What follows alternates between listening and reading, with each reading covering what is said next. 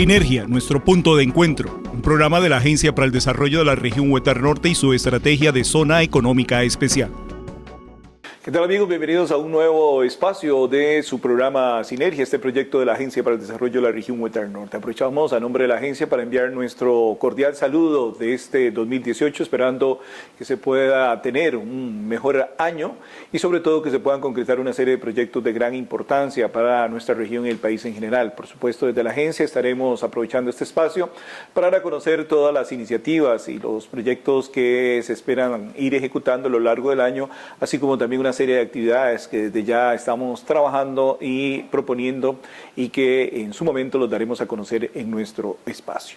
Y como es el primero del año, también es bueno hacer un balance de lo que viene de este 2018, un año atípico por cuanto estamos a las puertas de un nuevo proceso electoral en nuestro país que nos lleva también a hacer una valoración en cuanto a cuál es el estado de situación del país, de la región y sobre todo los principales temas que acontecen en nuestra región y que deben ser abordados de cara a el futuro inmediato, no solo de la región, sino del país. Por esa razón, hoy hemos querido aprovechar nuestro espacio para adentrarnos un poco a ese balance necesario que debemos hacer cada inicio de año, no solo como programa, sino también como organización y también en la vida personal, pues es válido realizarlo.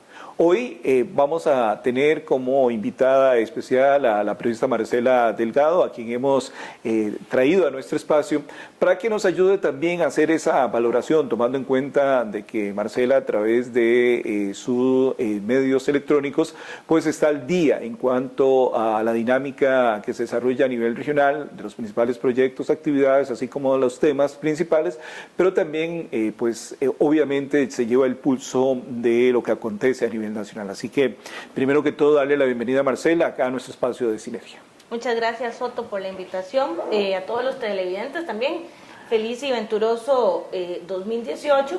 Y como usted lo dice, Otto, un inicio de año atípico, pero que también siento yo que va muy acelerado, porque tenemos ya a 3 semanas las elecciones presidenciales, que es, yo siento que donde se empieza a marcar la pauta para partir de qué va a pasar con todos esos proyectos, no solo nacionales, y enfocándonos un poco en el tema regional, porque la mayoría depende del gobierno, ¿verdad? Entonces, uno siente como que están estancaditos ahí a la espera de que le den el banderazo de salida, pero muy a la espera de las propuestas del nuevo gobierno y si son vinculantes con lo que la zona en general tiene propuesto. Marcela, iniciemos por ahí, ¿verdad? La región Huetar Norte 2017 cierra con una serie de proyectos que tienen mucho rato estar en la mesa de discusión y sobre todo en la espera de que se puedan concretar. Hablamos, por ejemplo, del proyecto de la carretera ansiada que nos comunique con el Valle Central, que sigue ahí, ¿verdad? Que a final de año se da una buena noticia de que ya avanza mucho lo que se conoce como la Punta Norte y que el centro del proyecto también avanza. Pero uno hubiese esperado un compromiso más fuerte de los candidatos a la presidencia y también una actitud más fuerte de los aspirantes a las diputaciones por la región, de que puedan involucrarse y asumir como propios todos estos temas que están planteados y que se requiere ese músculo político que desgraciadamente nos ha tenido en los últimos años. En el tema de la carretera me ha llamado la atención porque, bueno, he tenido la posibilidad de entrevistar a la mayoría de los candidatos presidenciales y de todos ofrecen lo mismo, y es lo mismo que venimos escuchando hace 30 y resto de años, ¿verdad? Y es el terminarla. De hecho, el gobierno que entre la va a terminar porque ya está prácticamente lista, ¿verdad? Pero más allá de decir, no, es que hay que terminarla de una vez por todas y empezar a señalar todo lo que se ha hecho mal, no me dicen cómo la van a terminar, ¿verdad? Que eso es parte de... Y aparte de no decirme eso, tampoco me generan o me proponen algo que venga a complementar el cierre de ese proyecto, que a final de cuentas no solo es para llegar más rápido a San José, si lo tenemos que ver desde el punto de vista productivo, o sea, eso urge, pero entonces tampoco hay propuestas en ese sentido que me digan, bueno, ya tienen, es como que me digan, ya tienen la carretera ya, calladitos más bonitos, y es donde más bien en vísperas de terminarla uno esperaría propuestas un poco más puntuales en el tema de desarrollo productivo para la región. Y por supuesto, porque también como usted lo dice, Marcela, terminar el proyecto abre otros proyectos que van implícitamente unidos a este proceso. Por ejemplo, ¿qué va a pasar en Florencia Centro? Llega la carretera y con esa calle actual, ¿verdad? ¿Qué va a pasar en Ciudad Quesada con el congestionamiento vial que cada vez es más grande? Algunos esperamos que con la apertura a Florencia se va a disimular un poco, pero en el casco central de la ciudad habrá que mejorar todo un sistema. Alguien planteaba que en Florencia debería construirse una terminal de buses interconectada con Ciudad Quesada para evitar que ese transporte pesado llegue y abrir una periférica. Lo mismo podría hacerse con el sector este de la ciudad. En fin, lo que quiero decirte es que terminar un proyecto como el de la carretera San José, tan ansiada, tan esperada, pues conlleva también ver dentro de esa propuesta de desarrollo una serie de iniciativas más. Por ejemplo, comunicar Florencia con muelle frontera norte, ¿verdad? Una carretera amplia, en buenas condiciones, y entonces lo que vos decís también es otra de las cosas que uno ha encontrado y que ha escuchado mucho. Todos sabemos el qué, es decir, cuáles son los problemas que nos aquejan, pero el cómo resolverlos, qué es lo que propongo para hacerlo y lo vamos a hacer de esta forma, es como lo que a uno le falta que no se da ese paso, ¿verdad? Y también es como parte de la dinámica informativa que hacen los mismos partidos políticos en el entendido de que hacen solo su anuncio propagandístico, pero sin relevancia a los temas que se abordan. Es que, Otto, yo creo que esa es una de las malas prácticas que han tenido los gobiernos, no solo con esta región, sino con todas las regiones del país, y es no articularse con proyectos, por ejemplo, como el de la Agencia para el Desarrollo. Entonces, nada hago yo con escuchar a un candidato presidencial diciéndome que va a hacer X proyecto, cuando uno sabe que es incapaz el gobierno o el Estado de desarrollar o de gestionar proyectos, por ejemplo, como el que está gestionando la agencia del tema del aeropuerto, el tema del ferrocarril a la zona norte. Dejar de lado agrupaciones civiles que representan y que manejan y que son los que conocen las realidades de las regiones es un error gravísimo y es lo que está pasando. Los candidatos dicen, sí, vamos a terminar la carretera, pero ninguno ha dicho, al terminar ese proyecto hay que pensar, como usted dice, entonces que ya el corredor ya es de Tablillas a Florencia o a Muelle, y de Muelle a Chilamate o de Chilamate a Ciudad Quesada. Hay que pensar ya... Ciudad Quesada Naranjo. Ciudad Quesada Naranjo. Entonces, si le empezamos a dar vuelta, ya vamos avanzando, pero nos están quedando proyectos, y uno dice proyectos hasta diminutos, como el puente este de la Delta, que no se ha podido ampliar a 2 carriles. ¿Y qué hacemos con Chilamate, Vuelta Copper, Ciudad Quesada, Florencia, Naranjo? Dice, seguimos con ese trillito ahí. Porque si te hace este puente, uno podría decir los puentes de Quebrada Azul, los famosos puentes de Quebrada Azul. Haciendo la homología. El año pasado la Cámara de Ganaderos replanteó su situación porque colapsó esa carretera y no había paso. Y un año ha pasado y no se ha resuelto nada. Ni tan siquiera se ha colocado un semáforo real en el cruce muelle. Hay un semáforo preventivo, pero no uno que logre de alguna manera alinear los vehículos. Entonces, temitas es decir, resolver problemas tan chiquititos y poner problemas tan grandes cuesta mucho. Otro, y es que no es porque uno sea sancarleño, pero uno siente que a veces no le ponen la atención requerida a la región. Y no es porque uno sea de acá, sino que es la más productiva del país.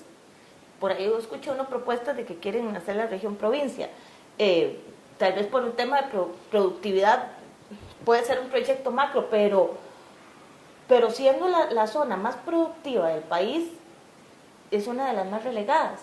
Tal vez es porque dicen son autosuficientes. Y nos castigan por eso. Y nos castigan por eso, pero si necesita uno el brazo, que insisto, en todas las entrevistas que he hecho a candidatos presidenciales, ninguno me ha mencionado a mí un interés de vincular la sociedad. Cuando yo insisto mucho, digamos, y les pregunto a ellos en proyectos puntuales para la región, que no me vengan con el tema de la pobreza y los empleos y las casas, o sea, en proyectos puntuales para la región, la carretera, una zona franca, que ahí va avanzando, pero ninguno articula el trabajo que ya se ha hecho aquí socialmente y civilmente. Dos apartados. Uno, en el tema este que Marcela dice, la agencia ha tenido acercamiento con los diferentes candidatos o precandidatos en aquel momento a la presidencia de la República, se les ha expuesto toda la temática de la agencia, y también como la agencia misma lo ha dicho abiertamente, no son temas propios o son nuestros, sino que están a disposición de todos aquellos grupos organizados que quieran hacer los suyos y tirar parejo la carreta para sacarlos, porque al final de cuentas lo que a la agencia le interesa es que se hagan realidad. Esa es una situación que es válida hoy plantearlo, y que hemos insistido que el nuevo gobierno, que también que asuma, pues se los apropie y los haga suyos, y contarán siempre, y de eso se trata parte del trabajo que tendrá que emprender la agencia cuando entre el nuevo gobierno, ¿verdad? Un ejemplo de eso, Otto, es la carretera Gualtacópetl-Chilamate. A mí siempre me ha gustado defenderle eso a la agencia. O sea, eso no fue una obra de la administración Solís Rivera. O sea, eso es una obra que viene de 10, 12 años y que lo terminó o que lo asumió la administración Solís Rivera, ¿verdad? Pero el proyecto es de la agencia. Sí, por ejemplo, ahora que decís eso, escuchábamos estos días a la gente del proyecto de Estado de la Nación y nos decían que los grandes temas de este país de infraestructura, los gobiernos piensan que son suyos y no los plantean más allá. ¿Qué quiero decir? Por ejemplo, si queremos ampliar la carretera Florencia-Los Chiles, que esta nueva administración diga, bueno, vamos a empezar a tener los recursos para empezar a hacer las expropiaciones, el próximo empezará la construcción, pero eso no se da. No hay planificación. No hay una planificación de vida.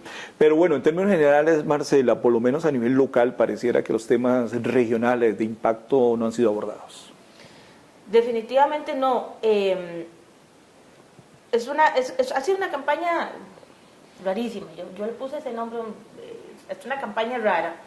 Pero es que no tanto los problemas regionales, ni los nacionales. O sea, la campaña se nos está yendo en dimes, diretes, ataques, yo no voy, yo no peleo, yo peleo.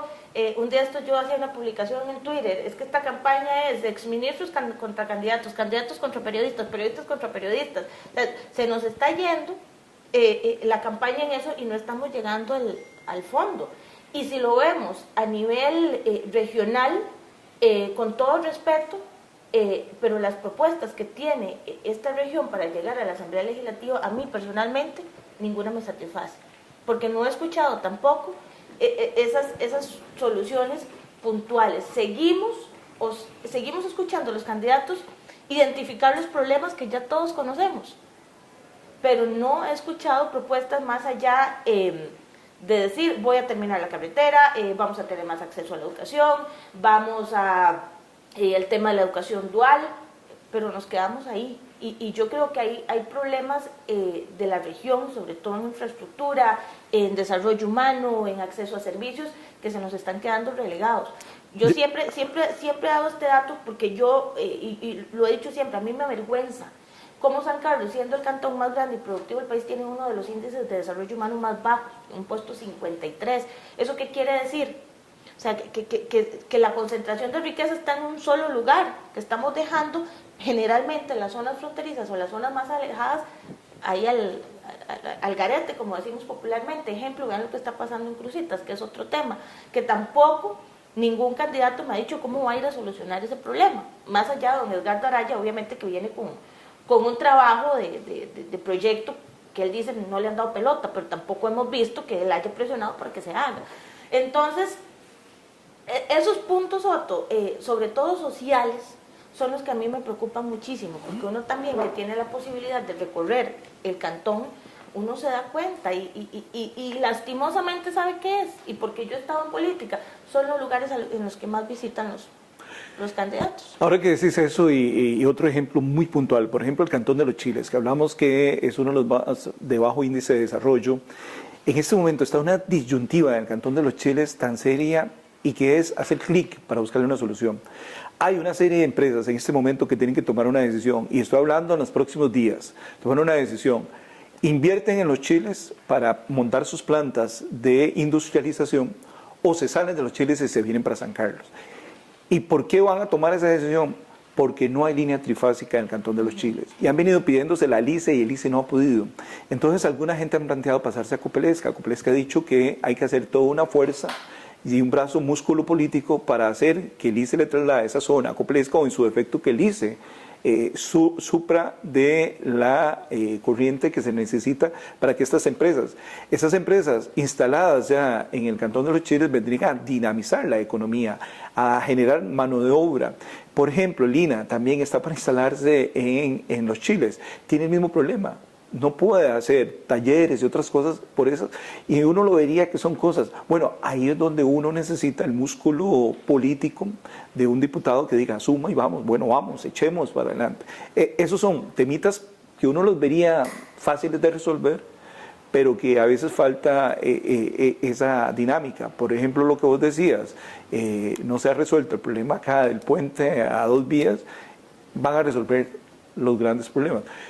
Esto me lleva a otra pregunta, Marcela, y vos que has estado más cerca dentro de tu línea de trabajo, atendiendo a los candidatos a diputados y candidatos a la presidencia, quienes nos van a representar o aspiran a representarnos en la Asamblea Legislativa, ¿tendrán el liderazgo suficiente? De muchos, vamos a ver, hay que partir de algo, Otto. Lo que hablábamos antes de empezar el programa, o sea, si esta Asamblea Legislativa ha sido un dolor de cabeza por el tema del fraccionamiento, la que viene va a ser peor. Y partiendo del hecho que solo en San Carlos hay 7 candidatos a diputados, hay 7 partidos aspirando a llegar a la Asamblea Legislativa, y ya vemos un panorama de cómo va a quedar esa cuestión ahí en Cuesta Moras. De liderazgo, sinceramente, con todo respeto, no voto. Porque son personas que sí, digamos, tienen su trayectoria política, algunos. Yo nunca los he visto en luchas civiles sociales de la región. Yo nunca los he visto involucrados en actividades que tengan que ver con el desarrollo productivo, con el sector productivo, con desarrollo social, desarrollo de infraestructura. Bueno, tal vez don Ramón, porque está vinculado al Consejo Municipal, okay, también, ¿verdad? Pero los demás se les respeta su carrera política y todo, pero yo creo que, bueno, excepción, insisto, lo voy a defender de doña María Inés Solís, que la he visto involucrada un poco con el tema de la Asociación Pro Carretera, pero yo creo que es un tema más de responsabilidad social con el pueblo que político, y eso es lo que yo no he visto, al menos yo, digamos, dentro de todo el trabajo que he hecho, no lo he visto. No sé si alguien lo ha visto y lo he pasado por alto, pero principalmente denoto ese vínculo con el cantón, con los trabajos del cantón. No sé, usted, le hago la misma pregunta. No, a mí me parece que va en 2 líneas. Una, ciertamente muchos de ellos son nuevos en estos andares de la política, y eso podría tener un costo. Y alguna gente dice que llegarán, si llegasen a la Asamblea Legislativa, a ser un voto más dentro de una estructura partidaria, ¿verdad? Que les van a decir hay que irse por línea de partido, que es lo que se llama. Entonces alguna gente aduce que les faltaría poder tener la capacidad necesaria para anteponer los intereses regionales por encima de los intereses políticos. Eso por un lado. Pero el otro creo que también tiene una ventaja, y es el hecho de que no están tan maleados, sí, y también tienen la capacidad de escuchar, y que creo que eso ya es importante. Y lo otro también que nos llevaría al otro tema, Marcela, y de cara a este conversatorio que hoy abrimos, es el entendido de que el próximo gobierno y la próxima Asamblea Legislativa tendrá que tener una gran capacidad de discernimiento, de convocatoria, de poder dejar atrás algunos intereses para interponer los nacionales, de tener la capacidad de alianzas estratégicas, porque este país por sí solo un gobierno no lo va a sacar. Y entonces será muy importante que el nuevo gobierno pueda pasar rápido la página, y también, como se dice en política, pasar rápida la ambulancia recogiendo los heridos para tratar de arreglarlos. Pero también nos lleva al otro tema. Se vislumbra de que iremos a una segunda ronda. Eso sería todavía más gasto, y por otro lado mayores resentimientos que podrían darse al final, y habría menos tiempo para poder curar esas heridas que podrían darse. En esto también, Marcela, estos días que uno escucha mucho a la gente y con la que se habla, y en todos los lugares que uno va a públicos, en cualquier lugar está el tema de la política, ¿verdad? Y estamos asiduos a ella. Es de que hay una apatía total. Y por otro lado, creo que esta es la primera campaña ya fuerte en este país donde hay un rol determinante de las redes sociales, que debe hacerse todo un análisis de esto. Yo siento que las redes sociales vinieron a convertirse en la voz. Siempre hemos dicho, tenemos voz y voto, ¿verdad? Pero para esta ocasión las redes sociales vienen a convertirse en la voz. Aquí el asunto es el mal manejo y el mal consumo que tenemos de las redes sociales. Hay casos, yo le explicaba ahora, si gana tal va a pasar esto y todos votemos por tal. Y se acredita la información y no es información sustentada, no es información confiable, pero ahí va dando vuelta. Y entonces, ¿y qué es lo que pasa? Y entre esos ataques de los troles, de los partidos políticos, lo que hace es generar más apatía. En lugar de atacar un candidato, estamos atacando el pensamiento de las personas que no han decidido por quién ir a votar. El tema de las redes sociales es, a veces desea uno ya salirse y no, si no fuera porque trabajo con redes sociales, cierro todo, ¿verdad? Porque cansa. Pero también tenemos que arrastrar lo que ha pasado con la administración Solís Rivera, ¿verdad? Que fue una segunda ronda, mucha gente no, 1.300.000 personas votaron por él. Estoy segura que al menos la mitad no está contenta con su administración. Entonces ya ahí tenemos que restar que para las próximas elecciones, aparte del abstencionismo proyectado, que irá a pasar en una segunda ronda. Y entonces analizando un poco las opciones políticas que tienen en estos momentos los porcentajes para llegar a esa segunda ronda, ahí se puede pensar uno, ¿qué va a pasar? Porque el otro día conversaba con un politólogo y me decía, porque esta vez, en esta elección, no se ve una figura dentro del campo de juego que venga por el lateral, esquivándose y metiéndose hasta que llegó donde llegó, que la campaña anterior fue don Luis Guillermo, ¿verdad? Que, sí, fue todo un fenómeno. Que recordemos que empezó 0-0. Desde el margen de error para abajo, pero era la figura que venía por los costados, esquivando uno, esquivando el otro, y los que estaban adelante peleándose entre ellos nunca lo vieron venir. Pero para esta elección no vemos una figura así, que uno esperaría ver esa opción. Sí se ha visto el crecimiento de candidatos como el mismo Edgardo Araya o el mismo Fabricio Alvarado. Uno esperaría más de un Carlos Alvarado también, pero ninguno, digamos, de los que ha ido creciendo lo veo yo con esa opción. Faltan 3 semanas, falta la mayoría de debates televisivos que tal vez son un poco más confrontativos y más debate que lo que hemos visto, por ejemplo, con los del Tribunal Supremo de Elecciones, que era un tipo más conversatorio. Porque lo que yo le decía, uno ve figuras que a raíz del debate del Tribunal Supremo de Elecciones empezaron a sobresalir o la gente empezó a hablar más, pero les dará tiempo, tomando en cuenta que tenemos las elecciones a la vuelta de la esquina. Pero es interesante y aquí es donde uno dice, definitivamente, no sabe uno qué va a pasar, porque yo creo que ya tenemos la elección con don Luis Guillermo Solís, no sabe uno qué va a pasar.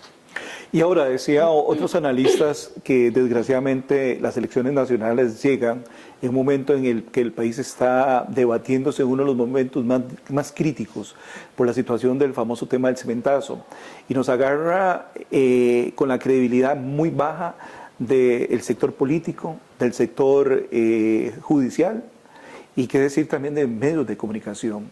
Entonces parecía como que el sistema nacional, el sistema o el aparato costarricense estaba en el piso, y todavía irnos a la toma de decisión de quién nos va a gobernar parecía que es un lastre muy fuerte el que tiene la sociedad costarricense.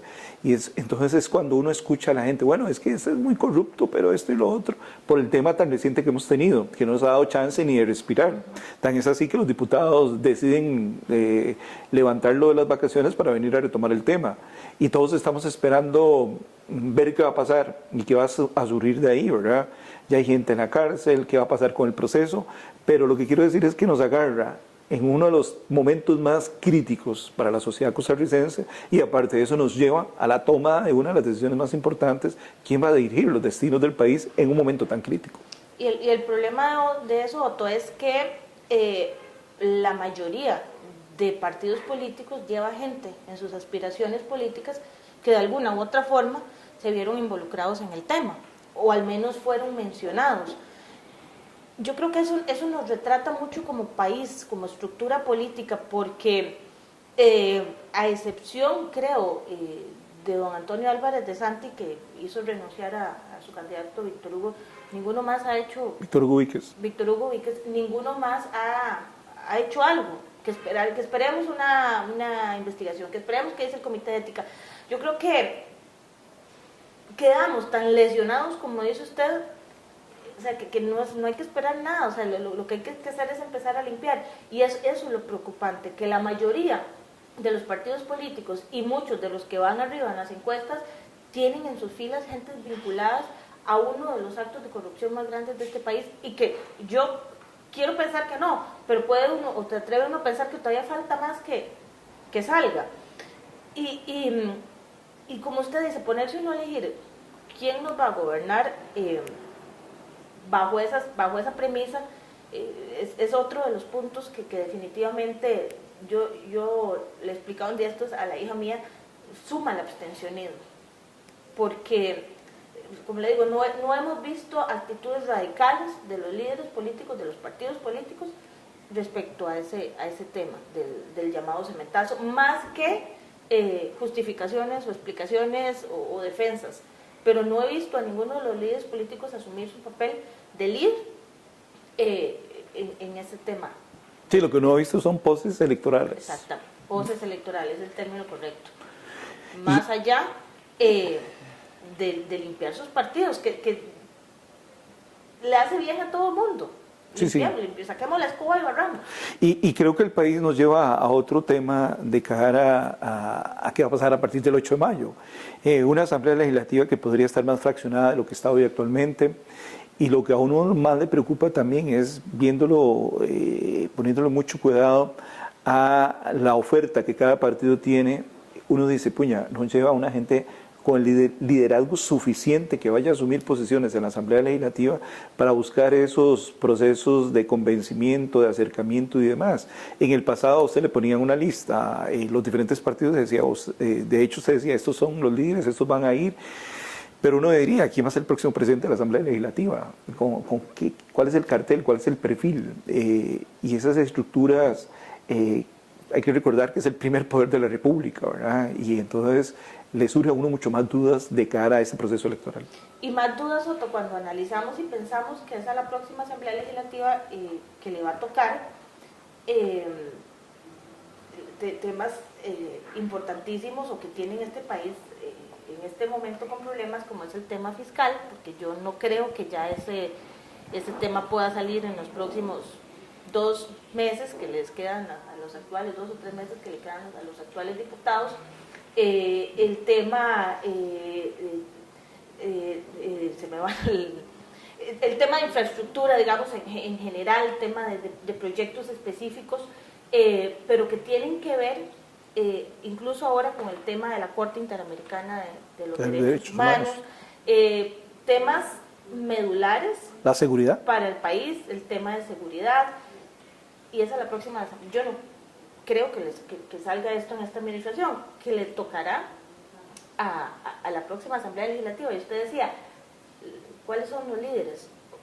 ¿Dónde está el Botón Solís o la Patricia Mora o el Ronnie Monge de la próxima Asamblea Legislativa?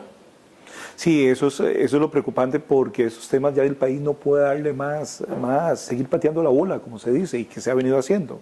Es hora de asumir las posiciones, y muchos organismos lo han manifestado últimamente. El tema del déficit fiscal debe asumirse. El aparato estatal ha crecido tanto que ¿qué va a pasar? ¿Cuáles son las grandes obras de infraestructura que el país requiere? Bueno, ahí están. ¿Cómo se van a abordar? El tema de la seguridad e inseguridad que existe en el país, el narcotráfico. A uno por lo menos le preocupa el tema del cementazo, que fue una persona que logró incidir en tantos ambientes, en tantos sistemas. Uno podría preguntarse hasta dónde está infiltrado el narcotráfico en este país, que hay muchos recursos, pero ahí también matan. Y hemos visto también ya la ola de confrontaciones entre pandillas por hacerse con sus territorios para la venta. Es mafia. Sí, ya es una mafia organizada que trasciende de otros países y que hay mucho dinero en juego. ¿Y qué decir del tema de la educación? ¿Qué decir del tema de la migración? En fin, hay todo un debate de grandes proyectos o más bien de grandes temas que lo seguimos dejando de lado, que lo seguimos, es que me va a afectar, entonces dejémoslo ahí. Pero yo creo que ya es hora de que se puedan ver, y como vos decís, uno no lo vislumbra, que en la próxima Asamblea Legislativa pueda haber la capacidad, o por lo menos uno quisiera equivocarse, pero por los listados que nos están presentando los diferentes partidos de los líderes que van a llevar a la Asamblea Legislativa, pues uno no le ve que tengan esa dinámica, ojalá que nos calle la boca.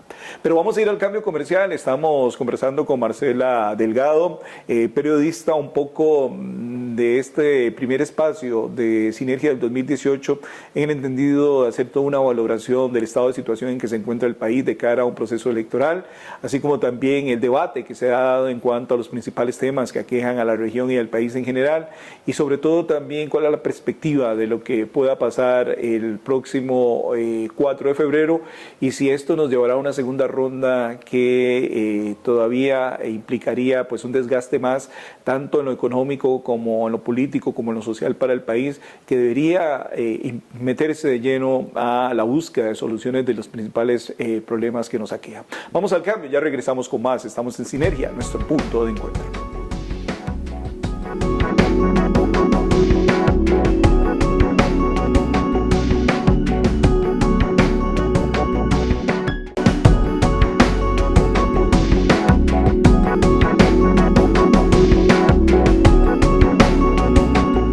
En Sinergia, nuestro punto de encuentro, es el primer programa del año 2018 y pues haciendo un balance del estado de situación del país, el momento histórico en que nos encontramos de cara a un proceso electoral, como decíamos en nuestro primer bloque, un poco fuera de lo que ha sido lo tradicional a nivel de procesos electorales, toda vez de que este año hay 13 aspirantes a la presidencia, hay una gran cantidad de situaciones que han venido empañando un poco el proceso, y por otro lado también la amplia apatía que existe en el electorado costarricense, que abiertamente la gente dice pues tenemos que escoger, pero aún todavía la gran mayoría aduce que no ha tenido o no tiene todavía un candidato por el cual pues irse o favorecerlo con el voto el próximo 4 de febrero.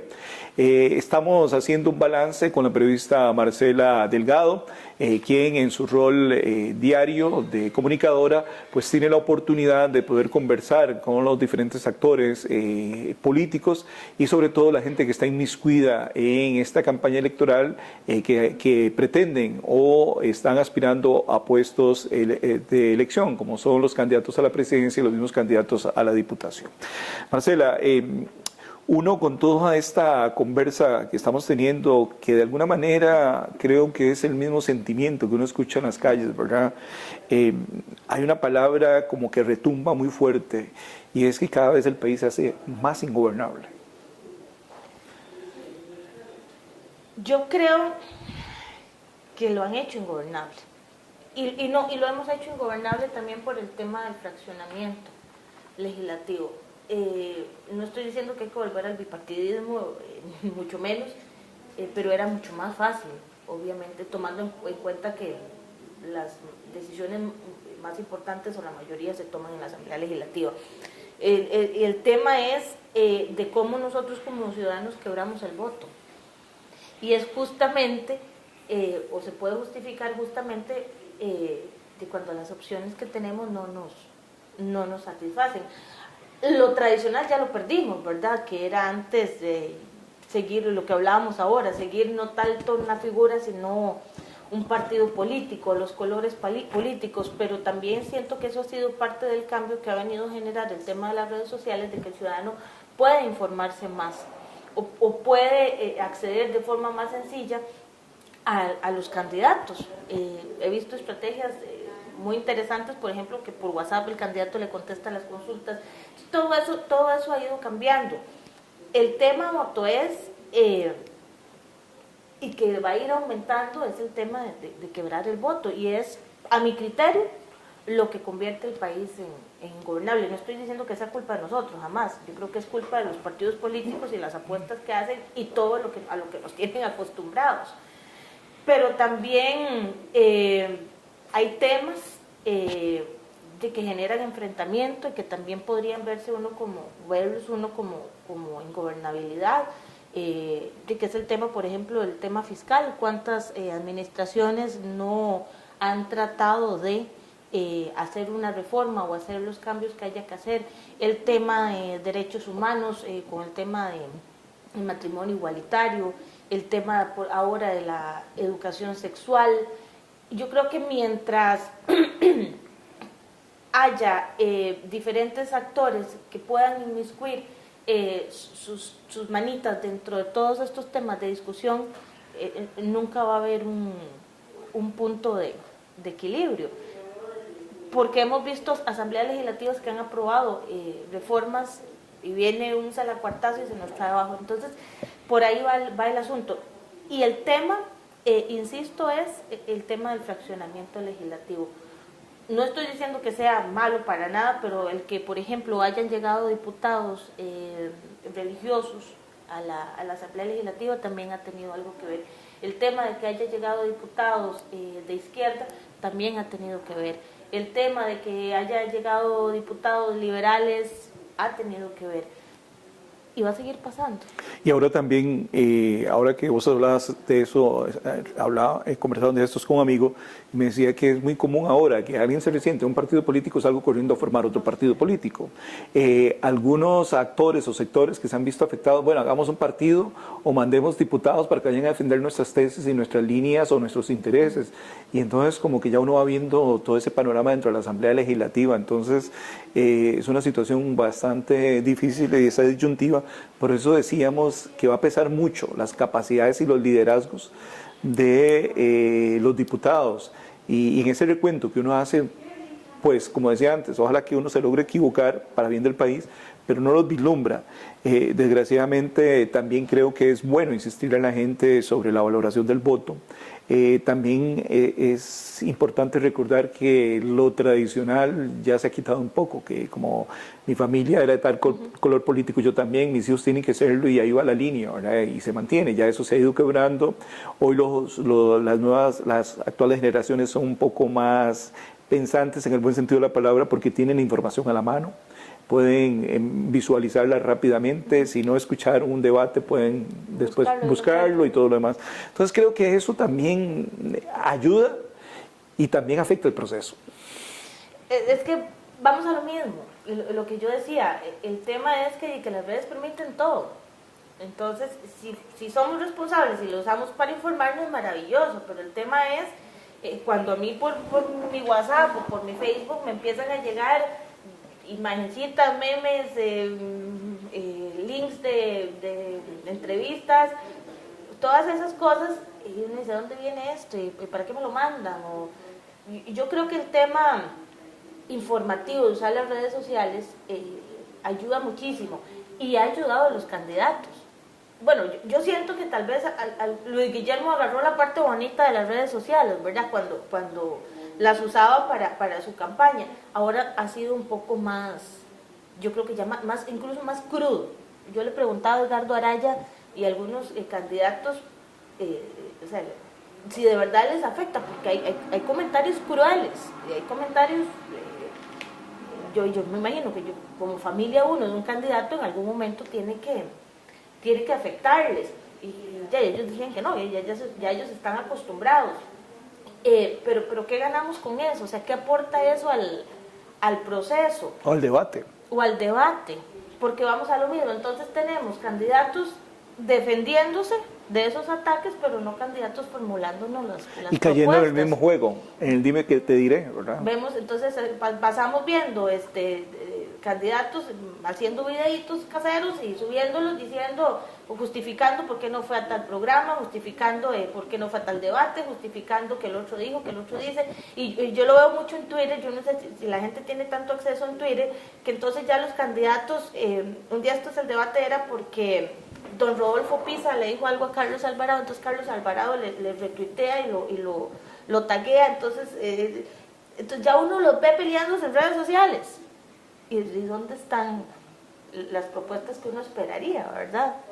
O que uno quisiera escuchar más allá de verlos en esas cosas. Y ya estamos en la parte tan agria de la campaña, le decía yo a mi hija justamente anoche, en la que de cierta forma entre ellos mismos se pierden el respeto.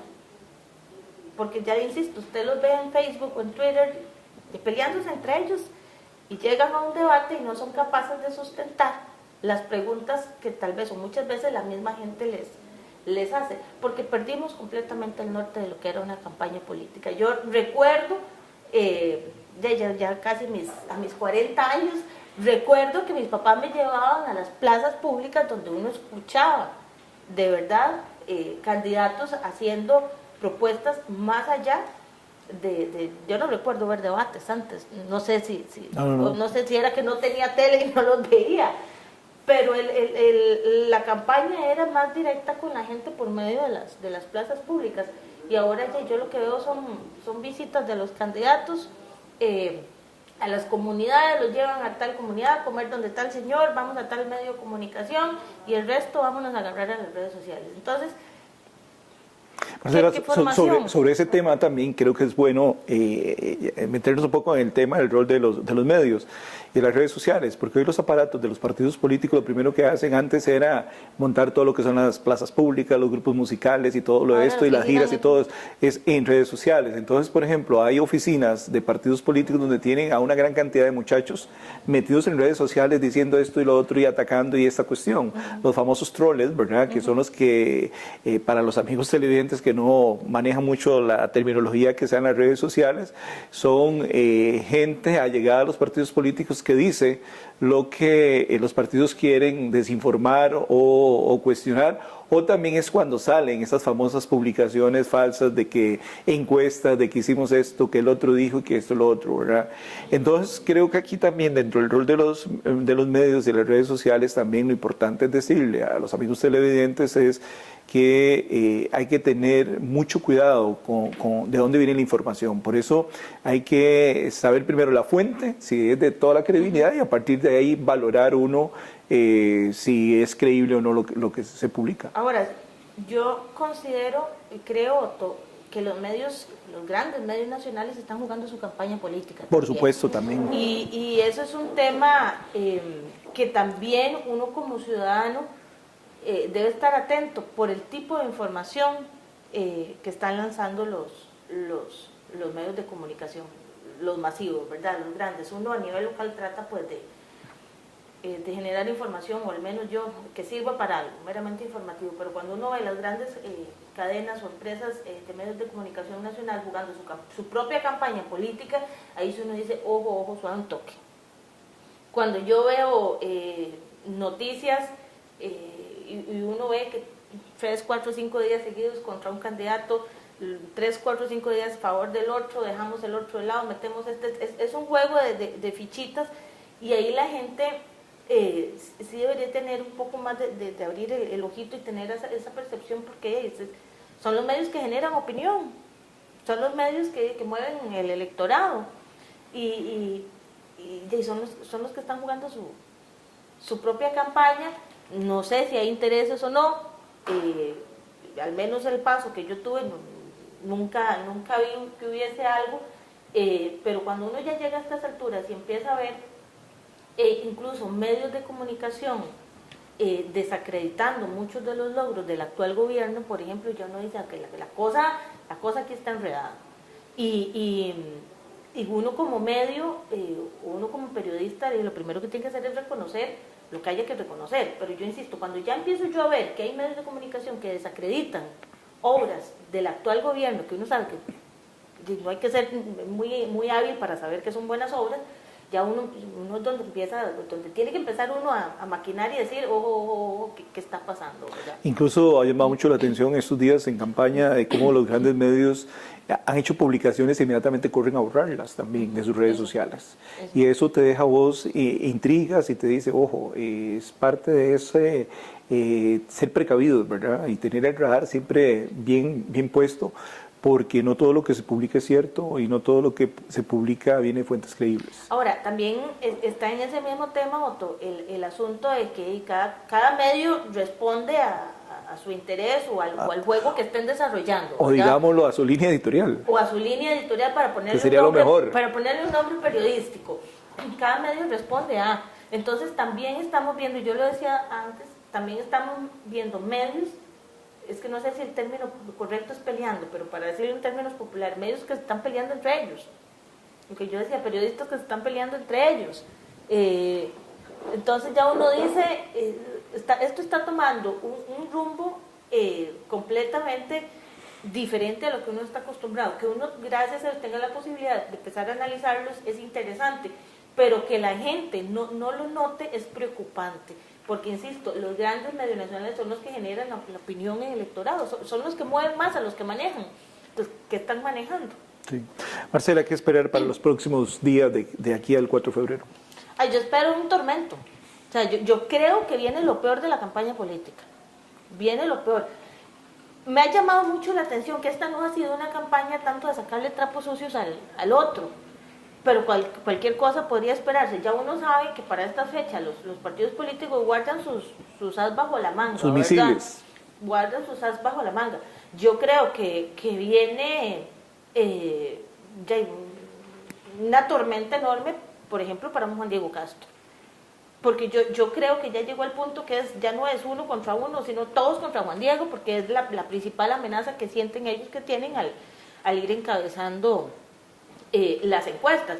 Y que este señor no va a las entrevistas o no sé qué, deja plantado al otro, lo que sea, pero mantiene su popularidad, ¿verdad?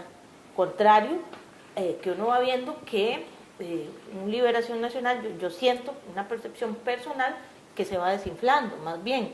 Y contrario, uno podría pensar que es raro que un PISA no empiece a inflarse. Entonces, yo creo que viene ese tema de todos contra Juan Diego y viene la parte más ruda y más crítica, que es cuando nosotros como ciudadanos, electores, debemos abrir así los ojitos bien y pensar el voto. Yo soy una... leerse los planes de gobierno en la noche, en lugar de ver tele, abramos los planes de gobierno y empecemos a leer para ver por lo menos cuáles son las propuestas que tienen plasmadas en papel, a ver qué de eso se puede hacer, ¿verdad? Pero yo sí creo, Otto, que vienen 3 semanas, pero de ácido. Y desgraciadamente, porque eso no le hace bien a un país como el nuestro. Completa, y menos en la coyuntura en la que estamos.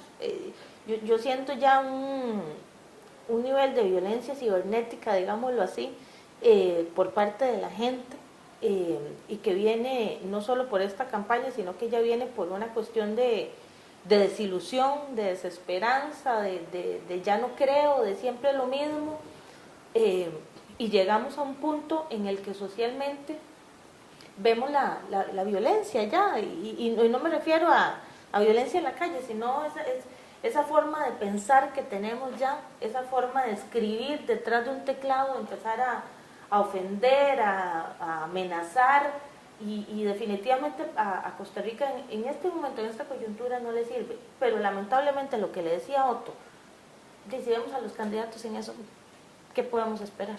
Se han caído en el rol y el juego que nunca debieron haber llegado, ¿verdad? Y es el poder también de las redes sociales, pero esperemos que... Y la ambición de conseguir los votos. Porque es lo que los tiene desesperados en este momento. Yo nada más espero que el gobierno que gane, sea quien sea, como usted decía, permita o abra esa puerta de la unión, de recoger el poquito que cada uno pueda aportar, de abrir opciones, abrir las puertas y empezar a trabajar. Sí, porque uno esperaría el 8 de mayo, el 9 de mayo ya, esperaría un compromiso más abierto de unión, de una unión por el país, y de que los otros partidos políticos que queden fuera del gobierno pues también asuman posiciones serias y formales, porque el país los necesita, el país los requiere. Marcela, pues agradecerte por el tiempo que nos has dedicado, sobre todo en este balance, en este conversatorio, que el tema da para más, ¿verdad? Pero creo que la idea era un poco hacer ese balance del tiempo en que estamos viviendo y lo que se avecina de cara al proceso electoral. No, muchas gracias a usted, Otto, se me pasó rapidísimo la hora. Cuando uno habla de lo que le gusta se le pasa rápido. Muchísimas gracias por la invitación. Yo nada más, como ciudadana, hacerles un llamado. Yo sé que muchos dicen, no hay por quién votar, no tengo por quién votar, no me decido, pero vayan a votar. No dejemos que decidan por nosotras, decidamos nosotros con el voto. Lo mejor que le puede pasar a Costa Rica es que votemos, independientemente de por quién y quién quede, y no solo por el ejercicio democrático de votar, sino como insisto, de no dejar que nadie más decida por nosotros. Y muchas gracias a Marcela Delgado, con quien finalizamos hoy nuestro espacio de Sinergia, el primero del año. Estos próximos espacios vamos a seguir haciendo valoraciones. También entraremos a conocer un poco la agenda de actividades y proyectos que la agencia pues está proponiendo, y también ese balance que se hace necesario en cuanto al estado de situación de nuestra región y el país de cara a este proceso electoral, y sobre todo también esperando al final de cuentas que podamos tener la sapiencia necesaria para tomar las mejores decisiones. Y al final de cuentas lo más importante es que a partir del 8 de mayo todos seamos Costa Rica y tratemos de tirar para adelante, porque el país, la verdad es que no está tan mal como muchos dicen, pero tampoco está tan bien como otros manifiestan. Si Dios lo permite, de hoy en 8 estaremos con más de Sinergia, nuestro punto de encuentro aquí en su canal 14.